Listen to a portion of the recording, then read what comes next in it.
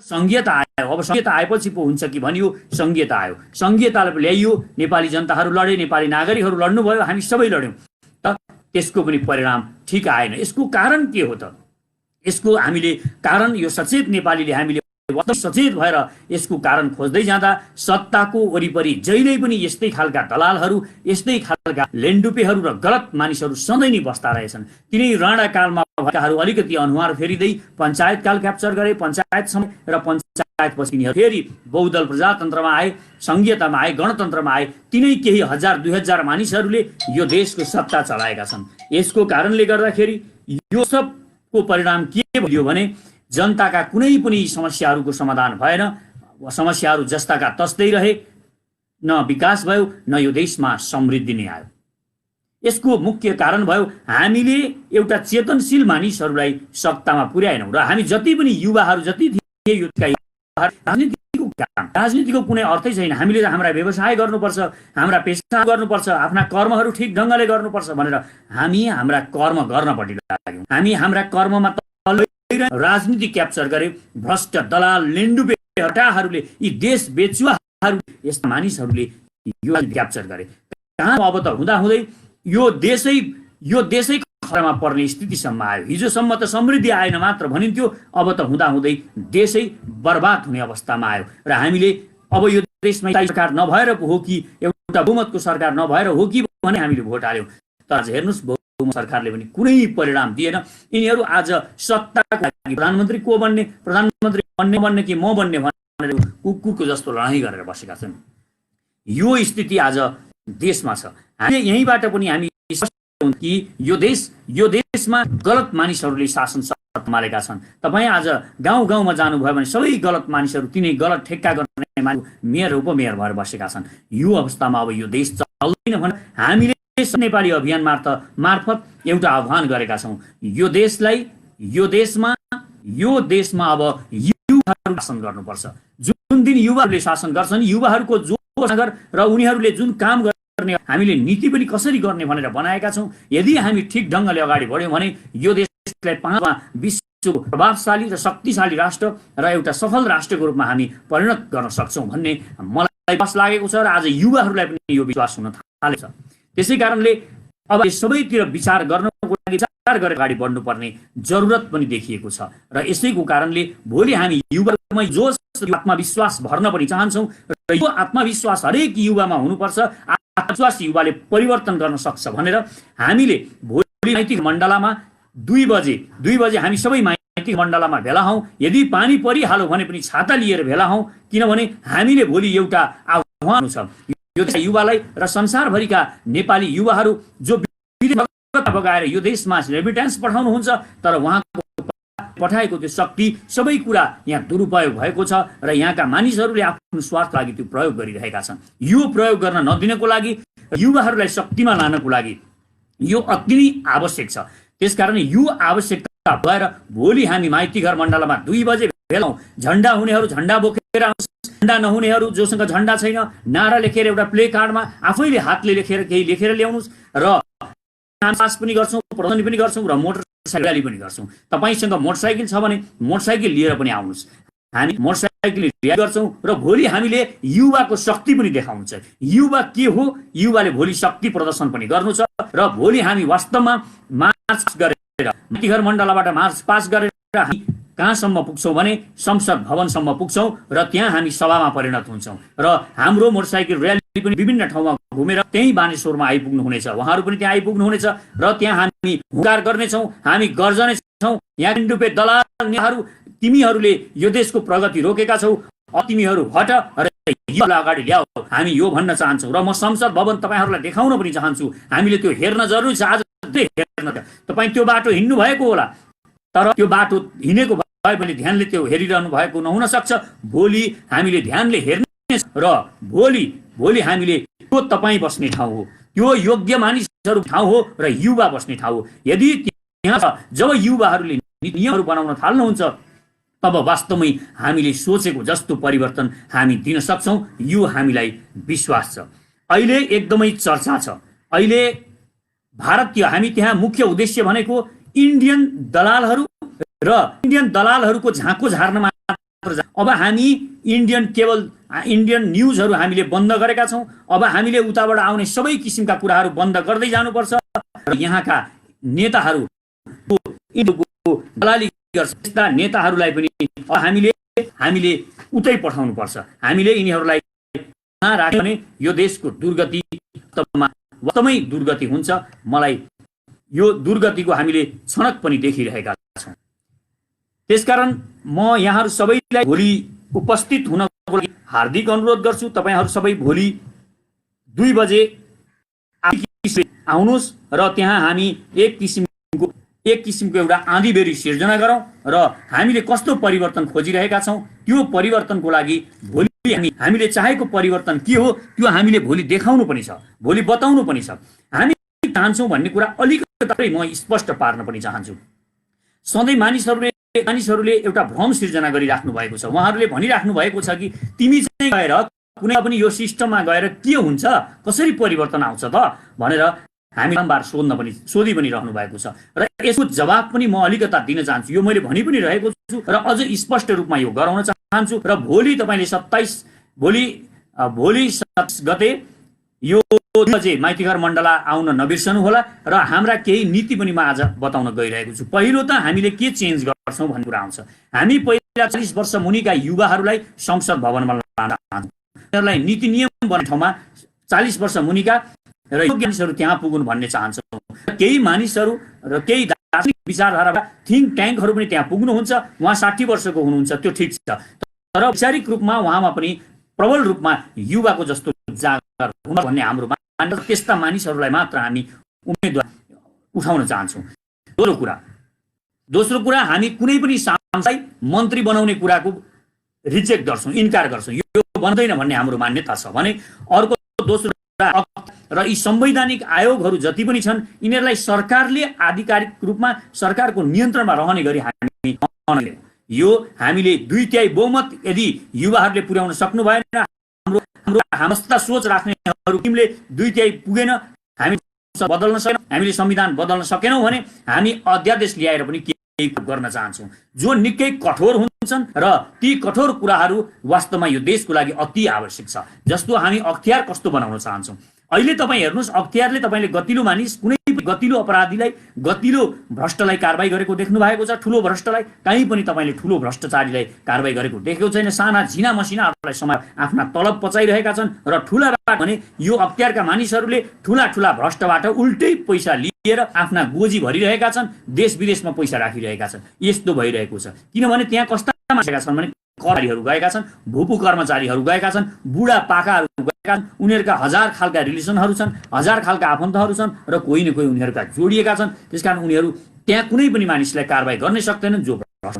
हामी त्यहाँ युवालाई लान चाहन्छौँ। 40 वर्षदेखि मुनिका युवालाई त्यहाँ खुला प्रतिस्पर्धा गराएर हामी अख्तियारमा लान्छौँ र त्यो अख्तियारमा लगेर हामी पनि भ्रष्टहरूलाई हामी त्यस्तै किसिमको सरकार बनाएर लान्छौँ र त्यसलाई कारबाही गर्छौँ। हामी पनि सफा गर्न चाहन्छौँ। अदालतमा पनि हामी के गर्न चाहन्छौँ, हामी एउटा विशेष अदालत राष्ट्र प्रमुखको मातहतमा बनाउन चाहन्छौँ जो राष्ट्र प्रमुख हाम्रो अवधारणा अनुसार हामीले इलेक्टेड क्वीन अथवा इलेक्टेड प्रेसिडेन्ट धारणा ल्याएका छौँ र इलेक्टेड क्वीन हामीले महिलाहरूलाई मात्र अब राष्ट्र प्रमुखमा राख्ने, महिलाहरू जातिगत रूपमा सधैँ फरक जातका मानिसहरूले कहिले बाहुन, कहिले छेत्री, कहिले गुरुङ, कहिले मगर, कहिले दलित, त्यसरी जाति पनि नदोडिने गरी सबै देशका योग्य महिलाहरूले र जातिका महिलाहरूले अवसर पाउने गरी हामी त्यो राष्ट्र प्रमुखको पदलाई एउटा देशकै पद बनाउन चाहन्छौँ र त्यहाँ लिएर जान चाहन्छौँ। यो पनि हाम्रो चाहना छ र विशेष अदालत एउटा चाहन्छौँ। त्यही रानीको हामीले कल्पना गरेको इलेक्टेड क्वीन अथवा इलेक्टेड प्रेसिडेन्टको मातहतमा हामी अदालत एउटा विशेष अदालत बन्छौँ। अदालतका भ्रष्टाचारहरूलाई कारबाही गर्छ। अदालतमा जति पनि न्यायाधीश भ्रष्टाचार गर्नुहुन्छ र भ्रष्टाचार गरेर न्याय पनि किनबेचको माध्यम बनाइएको छ। अहिले देशमा कुनै पनि मानिसले, कमजोर मानिसले न्याय पाउने पनि सम्भावना छैन र यो न्यायालयमा भ्रष्टाचार भएको कारणले गर्दाखेरि देशमा तमाम किसिमका विकृति विसङ्गतिहरू बढेका छन् र कुनै पनि भ्रष्टलाई डरै छैन। अख्तियारको पनि डर भएन। अख्तियारबाट कथाचित अख्तियारको मानिसलाई उसले किन्न सकेन भने ऊ पुग्छ कहाँ? ऊ पुग्छ अदालतमा र अदालतको पनि उसलाई डर छैन। हेर्नुहोस्, न अदालतको डर छ न अख्तियारको डर छ। यसले त उसले लुट्न पेरेको छ। त्यसकारण ऊ लुट्नको लागि स्वतन्त्र छ। उसलाई यो त स्वर्ग जस्तो छ। लुटारुको लागि यो देश स्वर्ग भएको छ किनभने केहीको डर छैन र हामी विशेष अदालत बनाउँछौँ, विशेष बनाएर अदालतका भ्रष्टहरूलाई पनि कारबाहीको दायरामा ल्याउँछौँ र अर्को कुरा हामीले यो अख्तियारफत यी सबै कर्मचारीहरूलाई र नेताहरूको भ्रष्टाचार पनि हेर्छौँ र भ्रष्ट एउटा कानुन ल्याउँछौँ। भ्रष्टहरूलाई अनिवार्य फाँसीको व्यवस्था हुनुपर्छ। यदि केही हजार मानिसहरूलाई झुन्ड्याउनु पर्छ भने यसमा अब डराउनु पर्ने आवश्यकता छैन। भने यहाँ यति लापरवाही, यति व्यथिति, यति बेनियम, यति प्रवृत्ति बढेको छ, त्यो कुनै साध्य छैन भनी साध्य। त्यसकारण नियमितता कडा हुन जरुरी छ। त्यसमा भ्रष्टाचारी, देशद्रोही, लेन्डुपे कुनै पनि जरुरी छैन भन्ने हाम्रो मान्यता रहेको छ।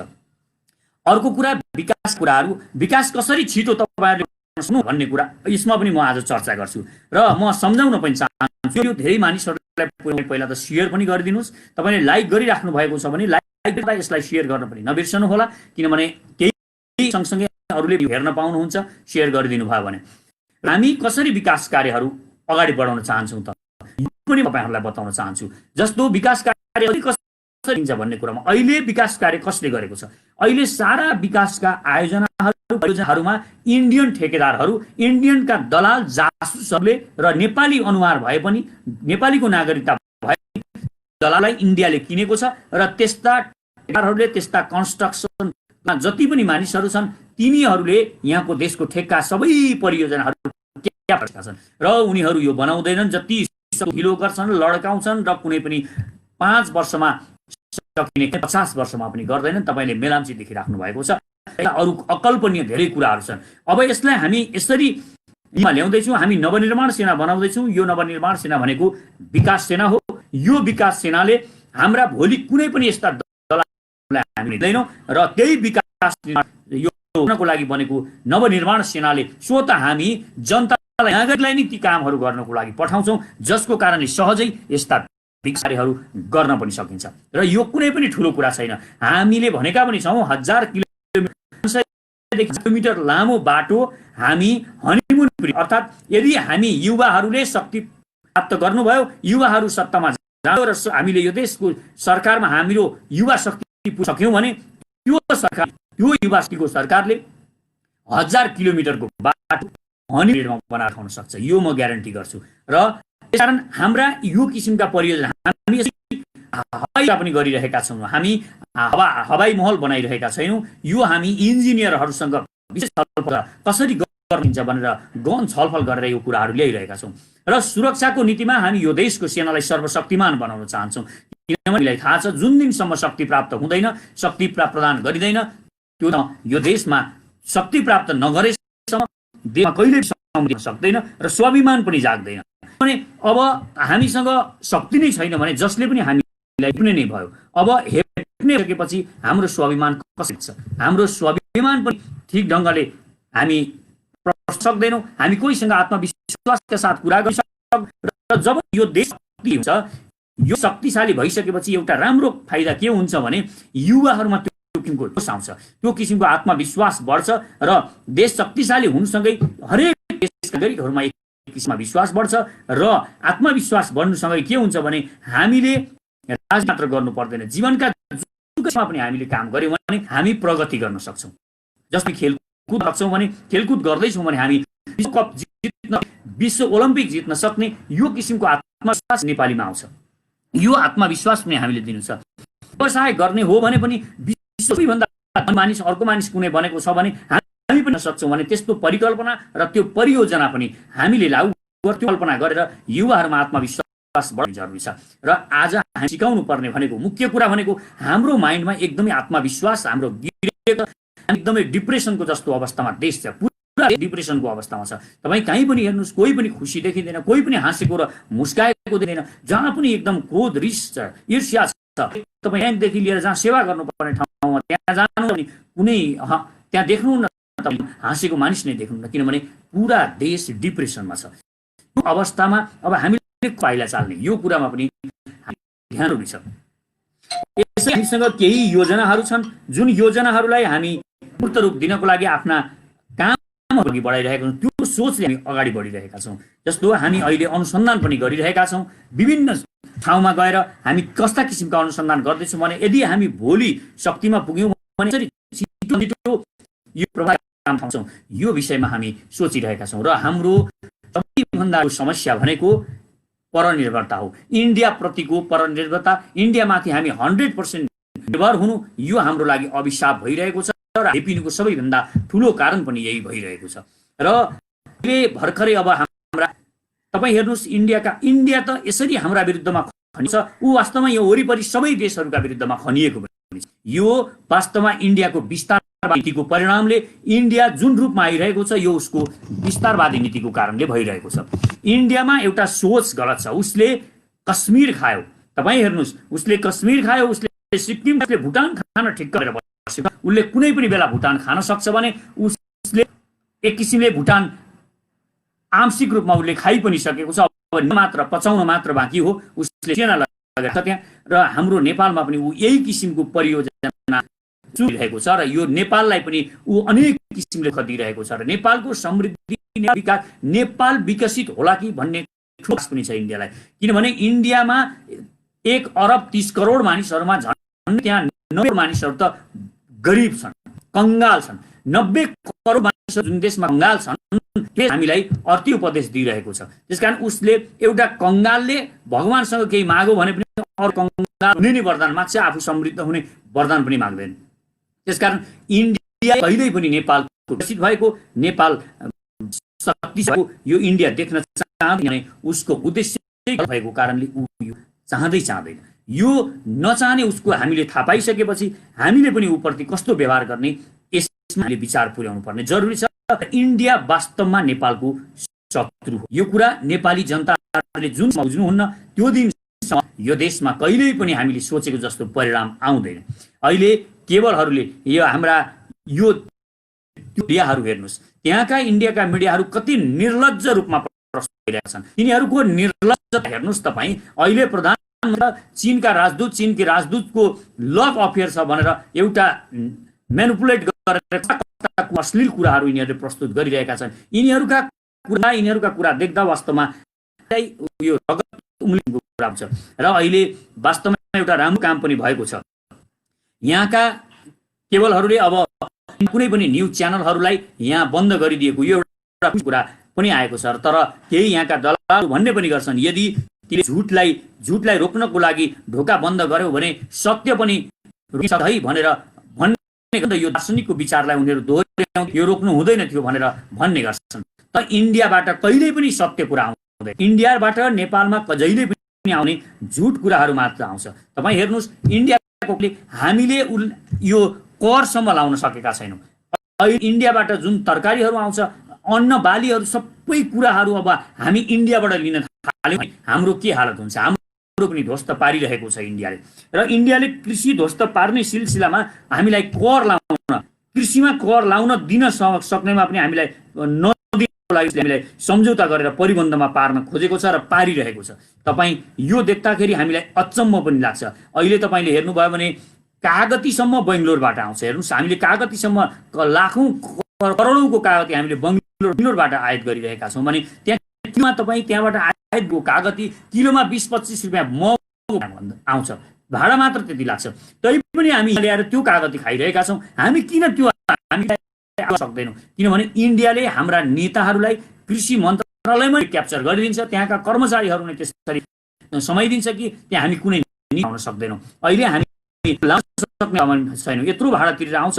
त्यहाँका अन्न बालीहरू, त्यहाँका उत्पादनहरू खुल्ला नेपालभित्र पसिरहेका छन्। त्यसको कारणले पनि हाम्रा कृषि उपजहरू बिक्री भइरहेका छन्, हामीले फाल्नु परिरहेको र उताबाट सामानहरू आउँछन्, हाम्रा सामानहरू कुहिएर गइरहेका छन्। कृषिको हालत यस्तो छ। अब नेपालमा नै उत्पादन गर्न सकिन्छ। यो सबै कुरा नेपालमा हामीले अब उत्पादन गर्नुपर्ने जरुरी पनि भएको छ। हामीले पनि गर्छौँ। कृषिमा जुन कर लगाइएको छ त्यो 5% देखि 9% मात्र लगाउने गर्छन् यिनीहरूले।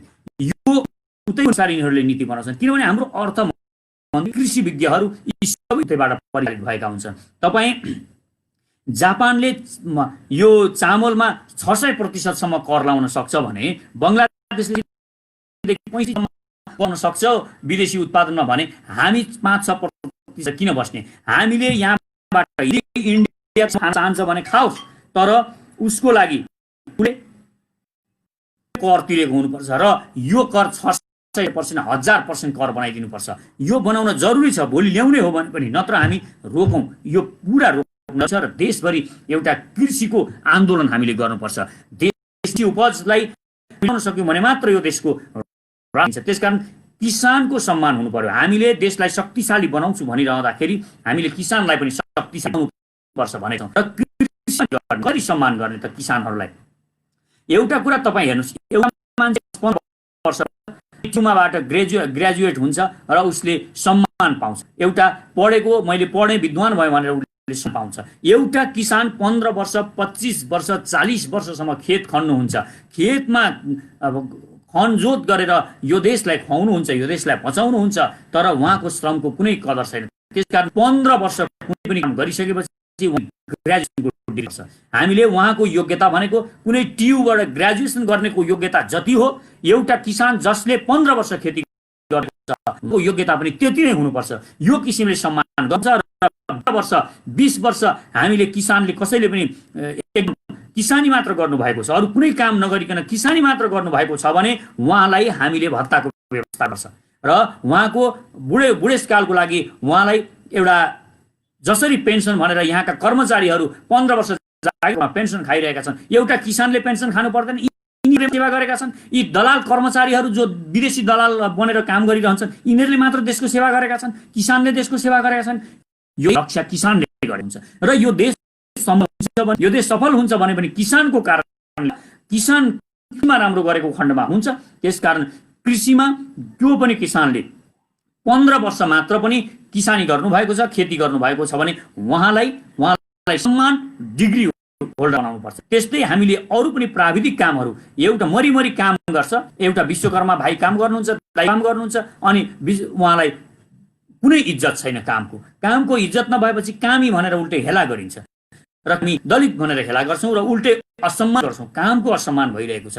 त्यसकारण यहाँ प्लम्बरको काम गर्ने होस्, कसैले टुकी फाली बनाइरहनु भएको होस्, कसैले खुकुरी बनाउनु भएको होस्, कुनै प्राविधिक काम गरिरहनु भएको होस्, 15 वर्ष उहाँले लगातार त्यो काम गरेको छ भने उहाँलाई त्यहाँ पनि ग्रेजुएसन दिनुपर्छ, त्यो बराबरको ग्रेजुएट बराबरको दिनुपर्छ।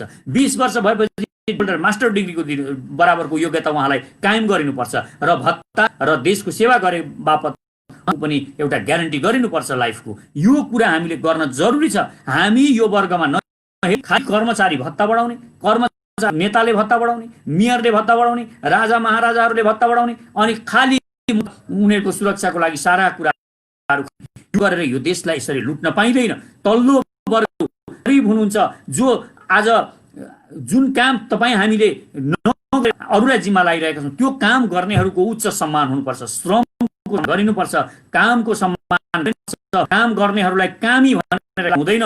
हामीले यो स्थिति ल्याउन सकेको खण्डमा मात्र यो देशमा हामीको जस्तो समृद्धि हो। त्यसकारण हामी यो सोच पनि लिएर आइरहेको कारणले भोलि जुन हामी एउटा विशाल आम सभा पनि गर्दैछौँ, योमा उपस्थित हुनको लागि यहाँहरूलाई हामी हार्दिक अनुरोध गर्छु र मोटरसाइकल हुनेहरूलाई मोटरसाइकल लिएर आउनु हुन अनुरोध गर्छु। किनभने र्याली पनि हामीले राखेका छौँ देशभरि। अब हामीले एउटा आवाज बुलन्द गर्न जरुरी छ। अब आउनु नै पर्छ। अब पनि तपाईँमा हाल्छु, जे गर्छन् यिनै नेताले गर्छन् भनेर हामी छोड्यौँ भने यो देश नर्क बन्छ। यिनीहरूले अहिले नै पनि यो देशलाई यिनीहरूले नर्क बनाउने लाइनमा लिएर गइसकेका छन्। आज हिजो हाम्रो समृद्ध भएर केही 50 वर्ष अगाडि पनि हामी समृद्ध थियौँ भने सोमालिया भन्दा पनि खत्तम हालत यिनीहरूले यो देश आइसकेका छन्। त्यसकारण यो हामी ध्यान जरुरी छ। यो एकदमै महत्त्वपूर्ण कुरा हुन्छ र अहिले आवाजहरू उठिरहेका छन्। इन्डियाले हामीलाई कस्ता किसिमका कसरी बेवकुफ बनाइरहेको छ यो पनि हामीले हेर्न जरुरी छ। इन्डियाका केही नीतिहरू छन् जो एकदमै नेपालको लागि प्रतिउत्पादक छन्। जस्तो गोर्खा भर्ती छ। हाम्रा गोर्खाहरू कश्मीरमा गएर किन लड्नुपर्ने? कश्मीरमा गएर कश्मीरका जनताको ह्युमन राइटको लागि उनीहरू बोलिरहेका, आफ्नो अधिकारको लागि उनीहरू बोलिरहेका, कश्मीरमा गएर जनताहरू गर्न हामीले हाम्रा गोर्खाली सेनालाई किन पठाउनु पर्ने? नेपाली जवानहरू त्यहाँ जानु किन पर्ने? र अब गोर्खा भर्ती बन्द गर्ने बारेमा सोच्नुपर्छ र म पनि गोर्खा सेनाहरूलाई, गोर्खा रेजिमेन्टलाई पनि म अनुरोध गर्न चाहन्छु। अब हामीले संवेदनशील हुन जरुरी छ। हामी पाकिस्तानका विरुद्धमा किन लड्ने? के हामीले पाकिस्तानका विरुद्धमा लड्नको लागि हाम्रा जनता शहीद हुनुपर्ने त्यहाँ गएर कश्मीरका जनतालाई मार्नको लागि हाम्रा जवानहरू किन जानु पर्यो यो पनि प्रश्न जरुरी छ र यो जरुरी छ। एउटा कुरा एनआरसीको एउटा विवाद सिर्जना भएको छ। यो नागरिकता विधेयक ल्याएको छ। अब म इन्डियामा भएका नेपालीहरूलाई पनि सावधान हुनको लागि जरुरत ठान्छु। सावधान हुनको लागि म अनुरोध पनि गर्छु। यो एनआरसीले तपाईको भविष्य पनि अनिश्चित गर्ने एउटा सम्भावना देखिँदैछ र यो सम्भावना प्रचुर बढेर गएको छ। यो एनआरसी यो विधेयकले यो नागरिकता विधेयकले आउँदा दिनमा लाखौं नेपालीहरूलाई जसरी इन्डियाले चाल गरेर नेपाली मूलका नेपाली भाषीहरूलाई खेदेको थियो त्यसरी खेल्न सक्छ। यो पनि अवस्था सिर्जना हुन सक्छ। यो मानिसहरूले त अरू धेरै कुराहरूको लागि भनिरहेका छन् तर नेपालीहरू त्यहाँका भाषीहरूले सावधान हुन जरुरी छ। त्यसकारण हामीले यो कुरामा पनि विचार पुर्याउन जरुरी छ भने हामीले अर्को महत्त्वपूर्ण कुरा हामीले ध्यान दिने कुरा हामी ह्युमन राइटको कुरालाई म भन्ने यहाँ इन्डियनहरूको ह्युमन राइटको कुरा गर्ने कश्मीरमा गएर कश्मीरी जनताहरूको ह्युमन राइटको पनि कुरा गरौँ। यो पनि गर्न जरुरी छ किनभने त्यहाँ इन्डियाले वास्तवमा ह्युमन राइट मानवको कुरा गर्ने तर तपाईँ कश्मीरमा जानुभयो भने कश्मीरमा कसरी बुट भइरहेको छ कसरी फैलाएको छ कसरी मानिस हत्या गरिरहेको छ त्यहाँका मुसलमानहरूको के भएको छ यो हामीले सिकाउनु र जरुरी छ। यो इन्डिया भनेको वास्तवमा विस्तारवादी एकदमै विस्तारवादी भइरहेको कारणले उसले यो भनेर सबै तहस गर्ने एक किसिमको वातावरण सिर्जना गरेको छ। समृद्ध हुन नदिने उसको कुरामा पनि हामी चनाखो भएर हेर्न जरुरी छ। र यो म त के भनिरहेको छु भने यो हिमवत खण्ड यो हिमालय हिमालय क्षेत्रमा हामीले इन्डियालाई वास्तवमा त्यहाँ रोक्न सक्नुपर्छ। यो चाहे कश्मीर चाहे भुटानबाट पनि जनताहरू इन्डियाको सेना लखेट्नुहोस् नत्र तपाईहरूको स्वतन्त्रता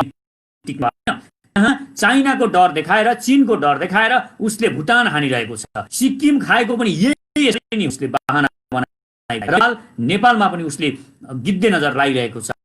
इन्डियालाई हामी भन्छौँ पानीबाट तिमीले सेना जति निकाल यो तिम्रो भलोको लागि हामीले यदि त्यहाँबाट हामीले बल निकाल्ने इन्डियाको बेइज्जत यो वर्ल्डमा नराम्रोसँगले हुन्छ किनभने हामी गोर्खा सेनालाई विश्वास छ काला पानीबाट लिम्पियाधुरा र लिपुलेकबाट गोर्खा आर्मीले साँच्चै त्यहाँ युद्ध चाह्यो र युद्ध गर्यौं हामीले भने त्यहाँबाट तिमी लखेट्न सक्छौं। यो हामीसँग आत्मविश्वास लडाका पनि हो र यसमा यो हिमाल यो पहाडमा गोर्खाले कसैले जित्न यो पनि विश्वास र त्यहाँबाट भोलि तिमीहरू बेइज्जतीपूर्वक त्यहाँबाट भाग्नुभन्दा भोलि हामीले लखेट भन्दा समानहरू फिर्ता जाऊ जसरी लद्दाखबाट हामी वीर पछि भन्दै हटेका छौं त्यसरी नै तिमीहरू वीरतापूर्वक पछि हटे भन्दै लिम्पियाधुरा र काला पानीबाट आफ्नो सेना हटाउनु सबैभन्दा राम्रो विकल्प हुन्छ। यो मोदीलाई मेरो अनुरोध पनि छ। इन्डियाका प्रधानमन्त्री मोदीलाई यो मेरो अनुरोध हो र अहिले इन्डियाका मिडियाहरूले गरिरहेका छन् यिनीहरूलाई रोक्ने काम एउटा राम्रो भएको छ। यो एउटा राम्रो पक्ष छ र यिनीहरूले अहिले चाइनाको राजदूत र हाम्रो प्रधानमन्त्री केपी शर्मा ओलीलाई यति तल्लो स्तरको कुराहरू यिनीहरूले गरेको एउटा बच्चालाई देखायो भने पनि यिनीहरू कस्तो खालको मिडिया हो यस्तो मिडियाहरू यो देशमा रोक्नु यो एक राम्रो भइरहेको छ। र अर्को एउटा अति नै हामीले महत्त्वपूर्ण एउटा के छ भने अहिले नेपालमा चीनका राजदूत नेताहरूलाई भेटेको कुरामा इन्डियाका टाउको दुखिरहेका छन्। यिनीहरूलाई बडो टाउको दुखिरहेको छ। यिनीहरूलाई किन टाउको दुखिरहेको छ त्यो हामीलाई भएकै कुरा हो। यो देशमा स्थिरता कसैले भनिदिएर यहाँ नेताहरू मिल्लान् कि मिलेर फेरि स्थिर सरकार बन्ला कि रहला कि यिनीहरूलाई दलाल म भन्न पनि चाहन्छु तिमी दलालहरूले बुझ्न जरुरी छ राजदूतले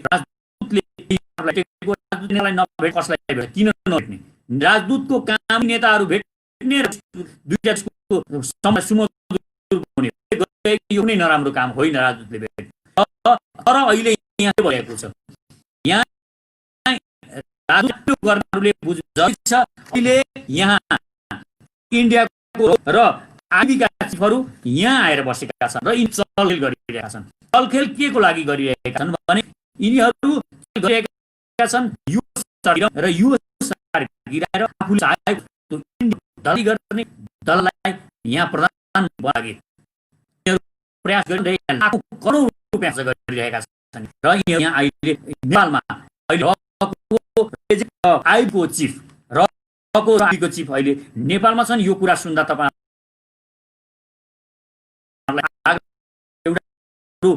रहेको छ अब के उनीहरूलाई केही पनि कुरा थाहा नहोस्। हामी यो आफ्नो पोजिसनमा छौँ, जनस्वास्थ्यबाट पनि यस्ता कुरा थाहा हुन थालेका छन्। यो कुरा बुझ्न पनि जरुरी छ र उनीहरू यसरी चलखेल गरिरहेका छन् कि अब हुन्छ यो सरकार गिरोस् र गिराउन चाहन्छन् उनीहरू। सरकार गिरिसके यो सरकार गिरिसकेपछि बीज हुनेछन्, त्यो बीजले यो देशको अखण्ड मूल हुने हामीलाई थाहा छ। त्यसैले ओलीको मायाले होइन, मायाले हामी यो सरकार केही समय रहनुपर्छ भन्ने मान्छ। यो सरकार रहँदैन पनि यो सरकार नरह्यो भने यी कुनै फेरि प्रधानमन्त्री बनाउने मधवती चुनाव गरिनुपर्छ र अद्यावधि निर्वाचन गरेर अब निर्वाचनमा देशका युवाहरूले भाग लिन्छ र यो देशका युवाहरूले यो देशमा त्यस पछाडि के यिनीहरूले देख्नेछन्। यस्ता दलालहरूको होइन, अब यो देशमा युवा यो विश्वास हामी काम गरिरहेका छौँ भने अहिले हामीले कोही मानिसहरू छन्, धेरै मानिसहरूको मत छ कि हामी असमलाई परराष्ट्र नीति मान्ने हौँ, हाम्रो देश ठुलो कल्याण छ भनेर केही मान्यो। तर इन्डियाहरू हामी भइरहेको हुन्छ। यहाँको दलाल जब प्रधानमन्त्री हुन्छ इन्डिया पक्षमा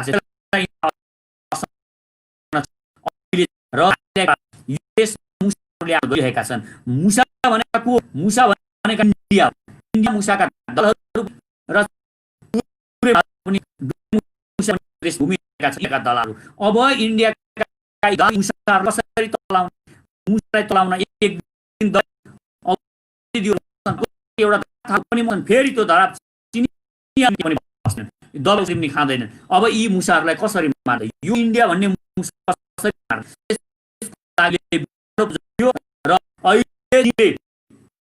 र हामीलाई गर्ने भनेको केही पनि होइन, बस एउटा कालो छ है भने मुसालाई मात्र हो। यो पनि इन्डिया पनि रणनीतिहरू अब हामीले बुझेर त्यो अनुसार जरुरी र म हार्दिक अनुरोध छ यो भिडियोलाई शेयर गरिदिनुहोस् र भोलिको कार्यक्रम अति नै मोटिभेसनल पनि हुनेछ। यो युवाहरूमा जो शक्ति हुन्छ यो हामी विकास यो भनेको राजनैतिक कार्यक्रम भन्दा पनि यो मोटिभेसनल कार्यक्रम हो, यो एउटा प्रेरणा दिने कार्यक्रम हो र हामी भोलिबाट एउटा ठुलो प्रेरणा लिएर जुन कर्म सम्पन्न गर्छौँ यो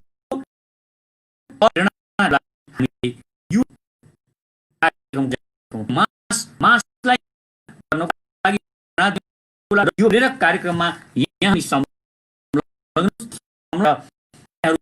प्रोग्रामबाट फाइदा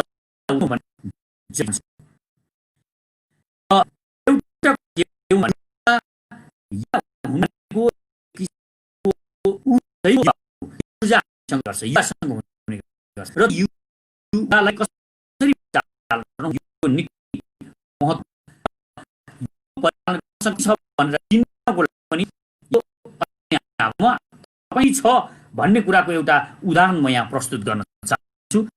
यो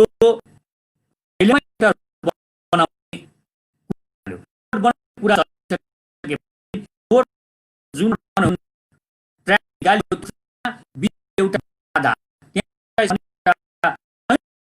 हजार पुरानो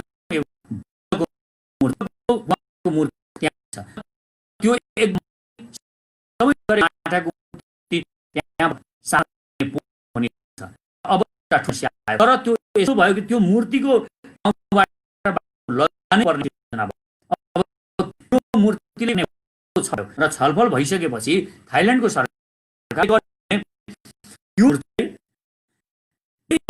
त्यसलाई जस्ताको तस्तै उखेलेर अर्को ठाउँमा स्थापित गर्ने योजना बन्यो र त्यो योजना अनुसार त्यो मूर्ति चाहिँ त्यो योजना अनुसारले वास्तवमा क्रेनहरू ल्याइयो र निकै नै सावधानीपूर्वक त्यो मूर्ति उखेलिएर लगियो र अर्को ठाउँमा स्थापित गर्न खोज्दाखेरि एक ठाउँ मूर्ति फुट्यो।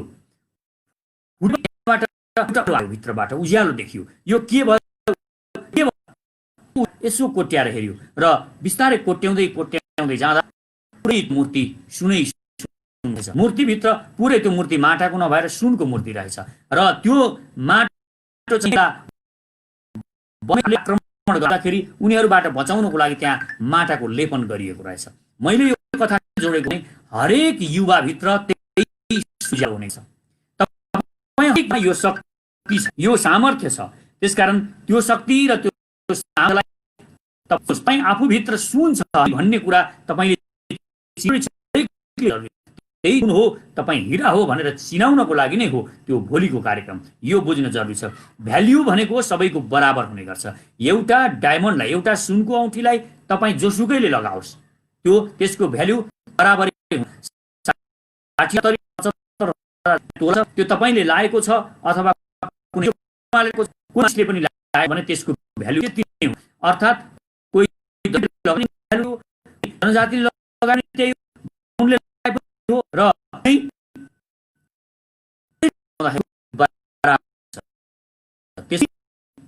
बराबर हुन्छ र हामी त्यो मानिसले कुनै बराबर गर्ने गरी काम गर्न पर्छ र रेस्पेक्ट इच अदर पनि भन्ने गर्छौँ। एक अर्काको सम्मान पनि जरुरी छ र हामीले कसैलाई पनि जब तपाईँ एउटा प्रधानमन्त्री आउँदाखेरि सम्मान दिनुहुन्छ हाम्रो सचेत नेपालीको रणनीति पनि हो। यसरी नै हामी चल्नुपर्छ। एक अर्काको सम्मान गर्नुपर्छ र अर्कालाई उठाउनुपर्छ।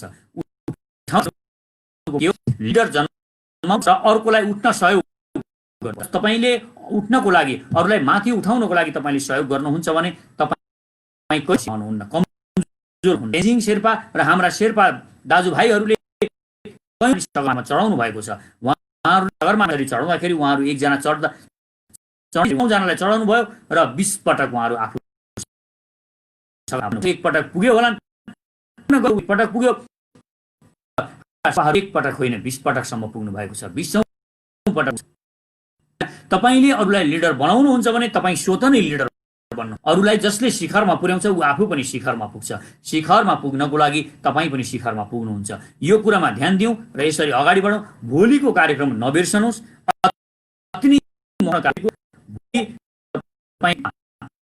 उपस्थित हुनुहोस्। हामी 2 बजे त्यहाँबाट र्याली गरिसक्छौँ। हामी बानेश्वरसम्मको यात्रा छ, कुनै लाइन छैन। बानेश्वरमा हामी बास गर्छौँ, हिँड्छौँ र हिँड्दै हामी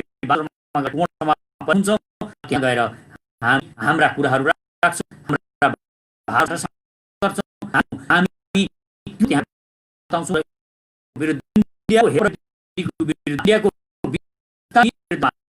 भोलि वास्तवमै आवाज उठाउँछौँ।